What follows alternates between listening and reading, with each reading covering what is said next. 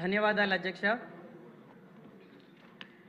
ఆంధ్రప్రదేశ్ శాసనసభను ఉద్దేశించి ఆంధ్రప్రదేశ్ గవర్నర్ గారు శ్రీ ఎస్ అబ్దుల్ నజీర్ గారు చేసిన ప్రసంగం ఆపాదమస్తకం, ప్రజాహితంగా ఉంది.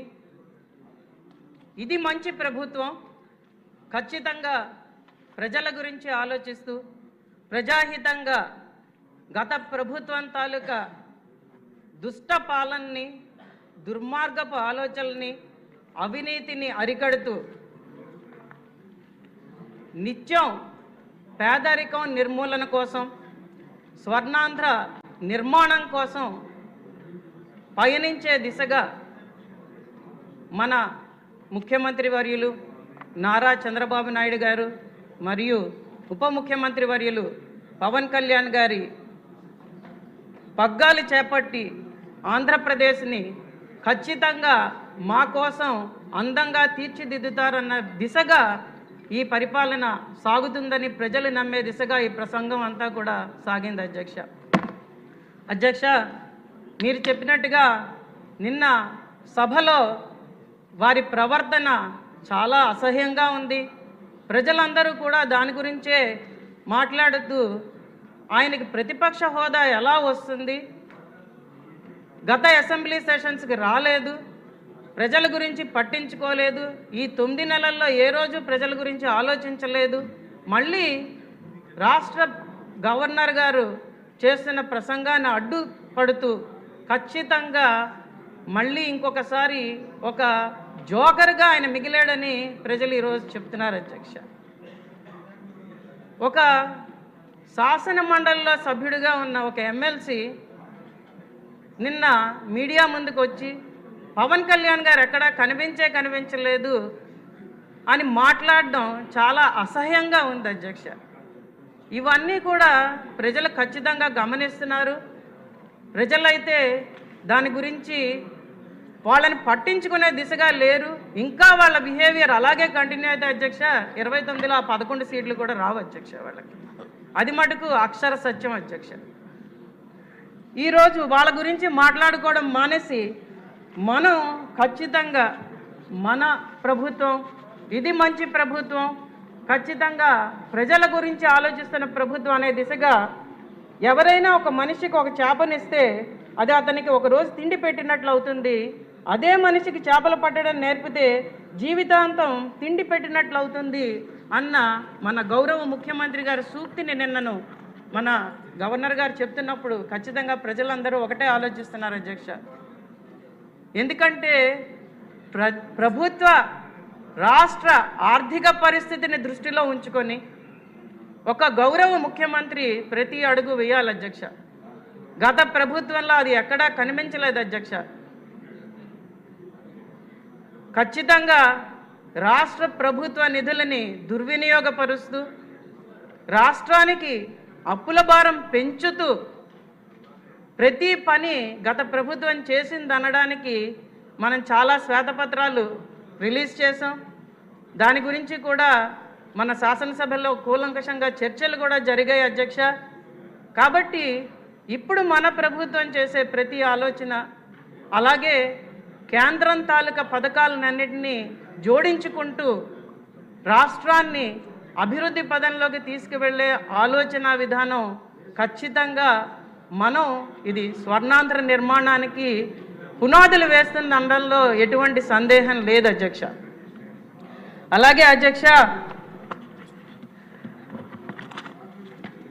మనం చేసే ప్రతి పని కూడా అధ్యక్ష ఎన్నికల హామీలని దృష్టిలో ఉంచుకొని ప్రజలు మనకు చెప్తున్న దాన్ని ఖచ్చితంగా విని దానికి తగ్గట్టుగా ప్రతి అడుగు వేస్తూ, అలాగే ఆర్థిక సంక్షోభంలో ఉన్న రాష్ట్రాన్ని దృష్టిలో ఉంచుకొని దాన్ని పైకి తీసుకొచ్చే దిశగా ఏ పనులు చేస్తే మనకి రేపు పొద్దున్న రాష్ట్రం ముందుకు సాగుతుందన్న దిశగా ప్రతి అడుగు వేస్తున్నాం అధ్యక్ష. దానిలో ఎటువంటి సందేహం లేదు అధ్యక్ష. అది ఈ ప్రసంగంలో ఆపాదమస్తకం మనకు కనిపించింది అధ్యక్ష. అలాగే మనం ముఖ్యంగా చెప్పుకోవాల్సింది ఏంటంటే సంక్షేమంతో కూడిన అభివృద్ధి మనం మన రాష్ట్రానికి అందిస్తామన్న దిశగా ప్రతి అడుగు వేస్తున్నాం అధ్యక్ష. అందులో ముఖ్యంగా నేను చెప్పదలుచుకున్నది పల్లె పండుగ. మన గౌరవ ఉప ముఖ్యమంత్రి వర్యులు పవన్ కళ్యాణ్ గారి పంచాయతీరాజ్ శాఖ ద్వారా మనం ఆగస్టు 23వ తారీఖున గ్రామ సభలు నిర్వహించాం. ఇంతకు ముందెన్నడూ లేని విధంగా గత 5 సంవత్సరాల గ్రామ సభ అన్న పదాన్నే మర్చిపోయారు అధ్యక్ష ప్రజలు. అలా కాకుండా గ్రామ సభలు నిర్వహించే అన్ని పంచాయతీల్లో ఏ పనుల ద్వారా మనం గ్రామీణాభివృద్ధి సాధ్యమవుతుందన్న దిశగా దాని తీర్మానాలు చేసుకొని దానికి తగ్గట్టుగా నిధులని సుమారు 4,500 కోట్ల రూపాయల నిధులని పంచాయతీల కోసం విడుదల చేయడం అయింది అధ్యక్ష. దానిలో అతి ముఖ్యంగా మనం మాట్లాడాల్సింది తుఫాను సమయంలో కూడా గిరిజన ప్రాంతానికి వచ్చి రోడ్ల శంకుస్థాపన చేసిన మన ఉప ముఖ్యమంత్రి వర్యులు పంచాయతీరాజ్ చొరవతో ఈరోజు డోలీ కష్టాలైతే ఖచ్చితంగా తీరాయని గిరిజనులు భావిస్తున్నారు అధ్యక్ష. మొట్టమొదటిసారిగా శ్రీకాకుళంలో పూర్తి చేసిన రోడ్డు మీద ఒక అంబులెన్స్ ఒక గర్భిణీ స్త్రీని రికార్డు టైంలో 8 నిమిషాల్లో ఆసుపత్రికి చేర్చింది అధ్యక్ష. అది మనం సాధించిన ఘనత అధ్యక్ష. ఎవ్వరూ వినని కష్టాలని మన ప్రభుత్వం వింటున్నది అధ్యక్ష. ఈరోజు ఖచ్చితంగా దాన్ని చేసే దిశగా తీసుకెళ్తున్నారు అధ్యక్ష. ఎక్కడ చూసినా బురద, ఎక్కడ చూసినా మురికి, ఎక్కడ చూసినా గుంటలు, యాక్సిడెంట్స్, వీటన్నింటినీ దృష్టిలో ఉంచుకొని ఈరోజు మనం పల్లె పండుగ చేసుకొని రోడ్ల నిర్మాణం చేపట్టి సుమారు 4,500 కిలోమీటర్ల సీసీ రోడ్ల నిర్మాణం చేసుకున్నాం.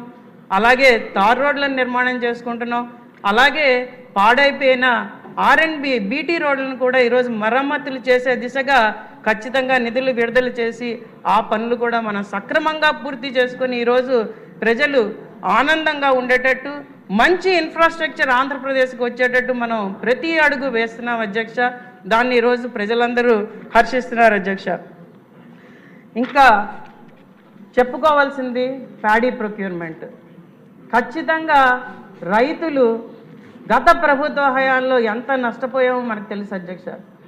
ఎందుకంటే ఆర్బీకేలు అన్నారు, వాటి నిర్మాణం అన్నారు, సకాలంలో ఒక్క ఎరువు సప్లై చేయలేదు, సకాలంలో సీడ్స్ సప్లై చేయలేదు, సకాలంలో ప్యాడీ ప్రొక్యూర్మెంట్ చేయలేదు. ఎందుకంటే గత ఎలక్షన్ క్యాంపెయిన్లో మనం వెళ్ళినప్పుడు రైతులు కన్నీళ్లతో మొలకలెత్తిన విత్తనాలు మొలకలెత్తిన ధాన్యం చూపిస్తుంటే నిజంగా చాలా బాధ కలిగించింది అధ్యక్ష. అలాంటి పరిస్థితి లేకుండా నూతన సాంకేతిక నిపుణతను వాడుతూ ఖచ్చితంగా రైతులకి 48 గంటల లోపే, చాలామంది చెప్తున్నారు అధ్యక్ష, మేము ఆర్ఎస్కేలో స్లిప్ తీసుకున్న 3-4 గంటల లోపే మాకు డబ్బులు పడ్డాయని చాలామంది చెప్పడం జరిగింది అధ్యక్ష. ఎక్కడ కూడా ఏ సమస్య రాకుండా, అలాగే మన ట్రాక్టర్ విధానంలో కూడా మన జీపీఎస్లు పెట్టినప్పుడు సమస్య ఎత్తితే వెనువెంటనే స్పందించి ఏ వెహికల్ అయినా వాడుకోవచ్చు, సకాలంలో ధాన్యం మనం ప్రొక్యూర్ చేసుకోవాలని చెప్పి రైస్ మిల్లర్స్తో కూడా కరెక్ట్గా మాట్లాడి బీజీలు అన్నీ సరిగ్గా ఉండేటట్టు చూసి పాత బకాయిలు కూడా చెల్లిస్తూ ఈసారి ప్యాడీ ప్రొక్యూర్మెంట్ అనేది చాలా చక్కగా మన గవర్నమెంట్ చేసిందనేది ప్రతి రైతు ఈరోజు చెప్తున్నది అధ్యక్ష. ఖచ్చితంగా దానికి తోడు మనం ఈరోజు నీటిపారుదల సమస్య ప్రాజెక్టులన్నింటినీ కూడా సమగ్రంగా చూసుకొని దానికి పెద్దపీట వేస్తూ ఈసారి బడ్జెట్లో మనం ప్రతి ప్రాంతానికి ఇరిగేషన్ వాటర్ సప్లై చేయగలిగితే అధ్యక్ష రైతు ఈ 5 సంవత్సరాలు చాలా ఆనందంగా ఉంటాడు అధ్యక్ష.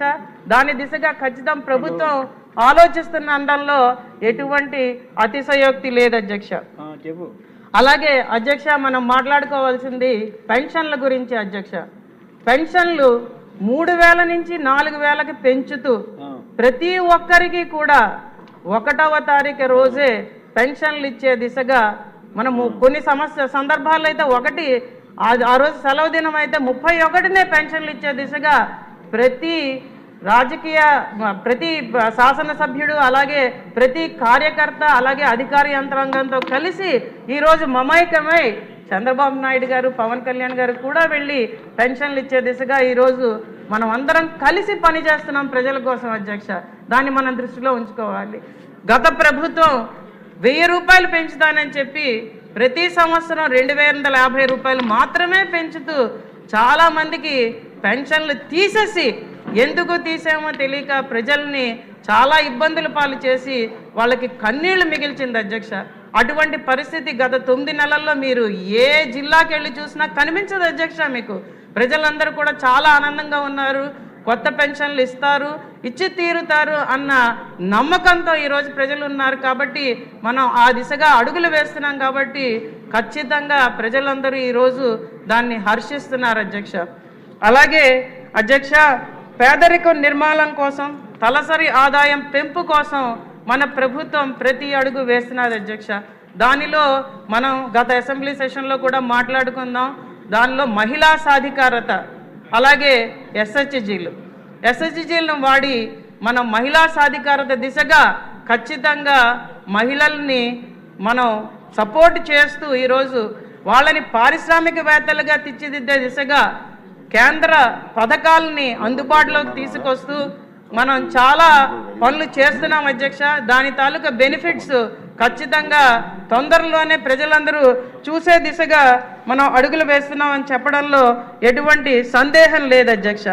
అలాగే మనం జాబ్ క్రియేషన్ కోసం యూత్ని దృష్టిలో ఉంచుకొని స్కిల్ డెవలప్మెంట్ దిశగా ముందుకు అడుగులేస్తూ సర్వీస్ సెక్టర్లో ప్రత్యేకమైన దృష్టి పెడుతూ మనం ప్రతి అడుగు ఎంఎస్ఎంఈ ఇండస్ట్రీస్ స్టార్ట్ చేసుకుంటూ, అలాగే పెద్ద పెద్ద పరిశ్రమలు తీసుకొస్తూ మనం ప్రతి అడుగు వేస్తున్నాం అధ్యక్ష. ఈరోజు అది ఈ ప్రసంగంలో ఖచ్చితంగా కనిపించింది అధ్యక్ష. ప్రజలందరూ దాన్ని చాలా హర్షిస్తున్నారు అధ్యక్ష. ఆఖరిగా అధ్యక్ష, మనం జేజేఎం ఈరోజు ప్రజలందరూ కూడా మంచినీటి సరఫరా సరిగ్గా లేక గత ప్రభుత్వ హయాంలో ఎన్నిసార్లు చెప్పినా వినకుండా దాన్ని పక్కన పెట్టి ఎలక్షన్ల ముందర తూతూ మంత్రంగా రకరకాల పైపులు తీసుకొచ్చి ఊళ్ళల్లో వేసి ఉన్న సీసీ రోడ్లని తవ్వేసి ఆ పైపులు వేసి వాటికి ఒక్క కనెక్షన్ కూడా ఇవ్వకుండా, అసలు ఇన్పుట్ సోర్స్ ఉందా లేదా అని కూడా చూడకుండా గత ప్రభుత్వం చేసిన చాలా నీచమైన పనిని మనం కరెక్ట్ చేసుకుంటూ ఈరోజు జేజేఎం పథకం ద్వారా ప్రతి ఇంటికి మంచినీరు అందించే దిశగా మనం ఖచ్చితంగా అడుగులు వేస్తూ ప్రతి గడప మనం ఎక్కి ప్రజలతో మాట్లాడుతూ మంచినీటి సరఫరా, సురక్షితమైన మంచినీటి సరఫరా దిశగా మనం అడుగులు వేస్తున్నాం అధ్యక్ష. దాన్ని కూడా మనం ఈ ప్రసంగంలో వివరించడం జరిగింది అధ్యక్ష. కక్షపూరిత రాజకీయాలకి స్వస్తి చెప్తూ సాంకేతిక నిపుణత, ఏఐ మెషిన్ లెర్నింగ్ గురించి మనం మాట్లాడుతూ